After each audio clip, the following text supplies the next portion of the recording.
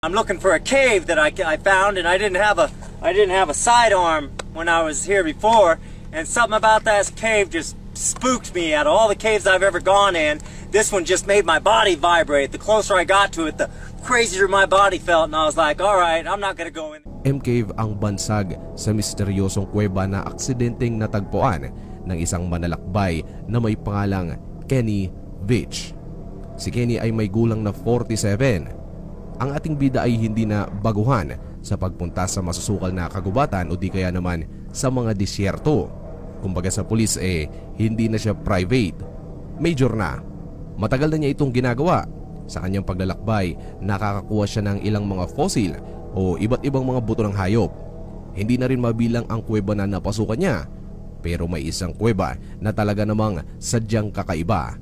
Isang kuweba na base sa kanya ay hindi niya kayang pasukin. Halina't sabay-sabay nating alamin ang kwento ni Kenny Vich at ng M-Cave.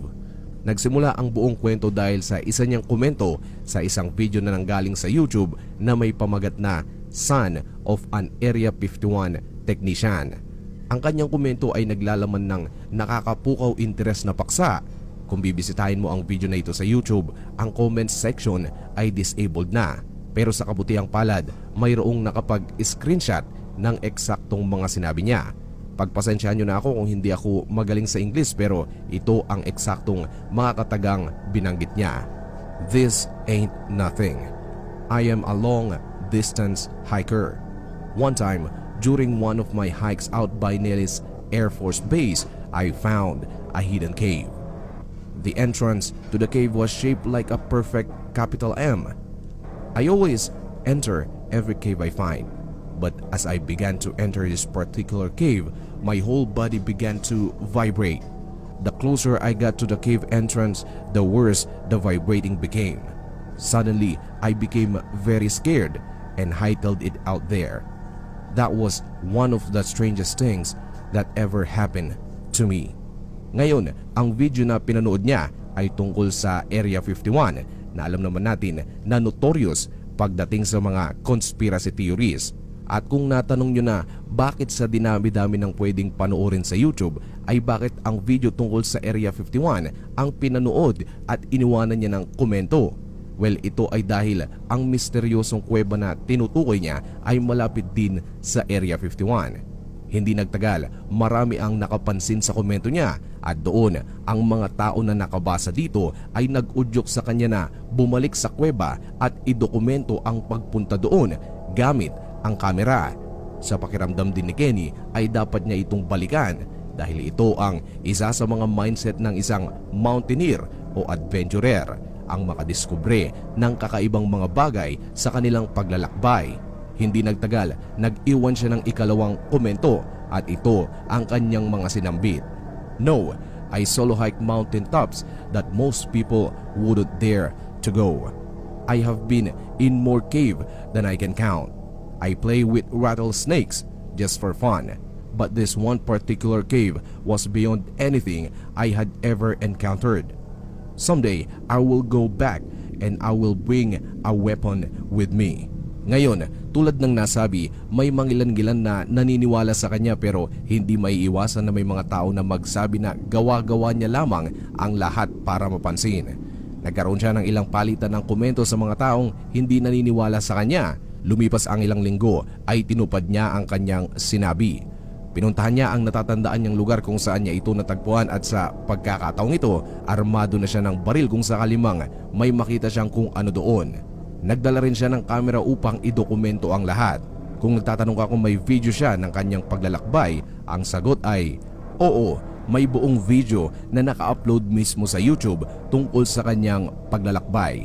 Well, here I am on my hike up here in the mountains north of Las Vegas. And, I'm looking for a cave that I found, and I didn't have a sidearm when I was here before, and something about that cave just spooked me. Out of all the caves I've ever gone in, this one just made my body vibrate. The closer I got to it, the crazier my body felt, and I was like, all right, I'm not gonna go in there right now. I talked to some people on YouTube, and I told them, hey, I'm coming out here, you know, because they kind of called my hand on it. So I don't know if there's going to be anything to it, but it might be shaped like a big M. It's a big cave that looks just like a gigantic M, and it's about as tall as I am and kind of narrow, and it's stuck on the side of a mountain. So I hope I can find it again. And if I do, I'm going in there. I'm going to put on my light and take my gun out and walk in there, see if I find anything. At ang kanyang mga natuklasan ay mabilis nating pag-uusapan. Sa unang parte ng kanyang video ay sa abandonadong minahan. Inilarawan niya kung nasaan siyang lugar at mabilis niya ring pinag-usapan ang ilang detalye sa kung ano ang susunod niyang gagawin. Sa patuloy na pagtahak niya sa disyerto ng Nevada, nakakita siya ng pine tree at naglaglagan ang mga bunga nito na tinatawag na pine nuts. I just came across these and they have just opened and dropped gigantic sweet pine nuts or piñon nuts, whatever you want to call them. Kumuha siya ng ilan para makain. Inilarawan din niya kung paanong isa ang punong ito sa pwedeng makaligtas sa iyong buhay kung mawalan ka ng pagkain sa kalagitnaan ng gubat o disyerto. Tuloy-tuloy niyang nilakad ang disyerto at doon nakakita siya ng ibon. Oh, there's a bird. Oh, I missed him. He's making noises. Hindi nagtagal, isang hayop naman sa tuktok ng bundok ang namataan niya. But look what I did find. He is big. Look at the horns on that guy. That's why I love coming out here. You never know what you're gonna see. Nakakita din siya ng isang pagong. And I just came across this fellow. It's been a while since I saw one. It's a nice little Mojave Desert tortoise. Oh, he's pretty good size. Yeah, I'm not gonna touch him. You're not supposed to touch him or mess with him. It is highly illegal. At pagkatapos, well, I did not find the cave. That is so weird. I mean, I thought for sure I was just gonna be able to find it. I remember it being fairly easy. Kaalaman hindi niya pala natagpuan nasaan ang misteryo doon. Heto kaibigan, at sasagutin natin yan. Pagkatapos makabalik sa bahay at mai-upload ang kanyang naunang video, nagbalak siya na hanapin muli ang kuweba. At sa pagkakataong ito, inaya niya ang mga kausap niya online upang sumama sa kanya. Dito na rin niya sinabing 3 araw. 3 araw niyang susubukang hanapin ito. Nang dumating ang araw ng kanyang paglalakbay, ay ni isa sa mga kausap niya online ay walang pumunta. At pagkatapos, hindi na siya nakita pang muli. Base sa mga report, pagkalipas ng 1 linggo matapos siyang umalis sa bahay, ang kanyang kinakasama noon ay nag-report sa mga pulis. Nagkaroon naman ng mabilis na search and retrieval operation pero ang natagpuan lamang nila ay ang kanyang telepono malapit sa isang abandonadong minahan. Ilang araw nilang sinuyod ang minahan upang makita siya pero wala silang natagpuan.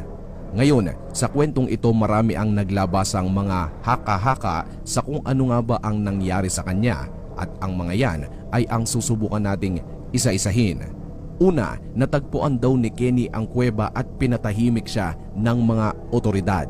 Di umano, ang kuwebang tinutukoy ni Kenny ay isang underground cave na may pasilidad sa loob. At kung bakit ko nasabi yan ay matatandaan natin na malapit ito sa Area 51 at nang unang beses na natagpuan niya ito ay nakaramdam siya ng kakatuwang panginginig sa kanyang katawan. Base sa aking pagsasaliksik ay mayroon tayong tinatawag na infrasound. Ang infrasound ay low frequency wave na maaaring hindi marinig ng tao pero maaari itong mag-trigger sa ilang bahagi ng ating utak para makaramdam ng biglaang takot at panginginig sa ating mga buto at kalamnan. Kadalasang inilalagay daw nila ito sa mga bukana ng kuweba kung saan papasok ito sa kanilang pasilidad. Kumbaga, ginagamit nila itong pantaboy sa mga taong magtatangkang pasukin ito. Pangalawa, ang ikinamatay niya ay kanya mismong paglalakbay. Matatandaan natin na sa mga video niya, sinabi niya na hindi siya nagdadala ng sapat na pagkain, walang GPS at walang kasama. Because I didn't bring a whole lot of water and I only got like 1 candy bar to get me through, but I like roughing it that way. So I do all of this solo.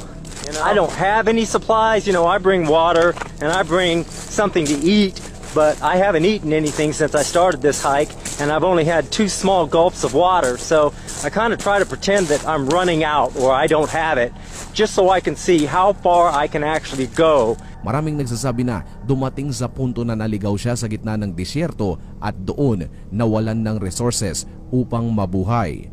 Alam natin na pawang lugar na delikado ang kanyang pinupuntahan at hinahanap-hanap ito ng kanyang katawan. Nagsisilbi ito parang thrill na kanyang binabalik-balikan. Pangatlo, ito ang pinaniniwalaan ng marami, ang tangkang pagpapatiwakal.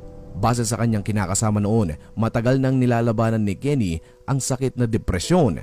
Matagal na ng ating bida nilalabanan ang nararamdaman niyang ito. Hindi rin siya pumapayag na pumunta sa mga doktor upang magpagamot. Sa likod ng masiyaing tao na nakikita natin sa kamera ay may malungkot na kwento tungkol sa pagkatao niya. Alam niyo, si Kenny ay may pangarap na maging isang matagumpay na inventor. At kung tutuusin, kung bibisitahin mo ang kanyang channel, makikita mo na karamihan sa video niya ay ipinapakita niya ang kanyang mga imbensyon.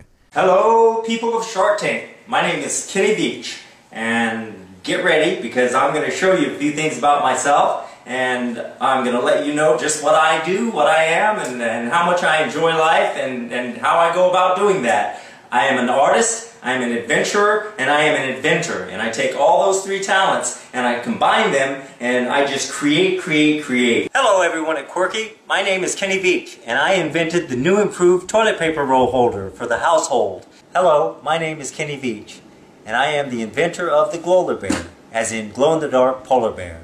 I also created the logo that you see. Ang kwento naman sa likod nito ay umalis daw siya sa kanyang trabaho upang pagsikapang maibenta ang kanyang mga naimbento. Ibinuhos niya ang kanyang oras dito, pati ang kanilang life savings. Ngayon, hindi nagtagumpay ang ating bida at kalaunay nabaon sila sa utang. May isang pagkakataon na tinanong siya ng kanyang girlfriend na kung magagawa ba niyang magpatiwakal sa likod ng mga nangyayari, at ang sabi niya, kung gagawin ko iyon ay walang makakakita sa akin. At hanggang sa ngayon nga, hindi pa siya nakikita. Ang kwento niya hanggang sa ngayon ay nananatiling misteryo. Hanggang sa ngayon, maraming tao ang nagtatanong kung nasaan na siya. Maraming tao ang nanghihinayang sa kanyang potensyal na maging isang matagumpay na inventor. Kung ikaw ang tatanungin, kaibigan, ano sa tingin mo ang nangyari sa kanya? Ipahayag yan gamit ang comment section sa ibaba. At dyan natatapos ang kwento natin tungkol sa misteryosong kuweba at kay Kenny Veach.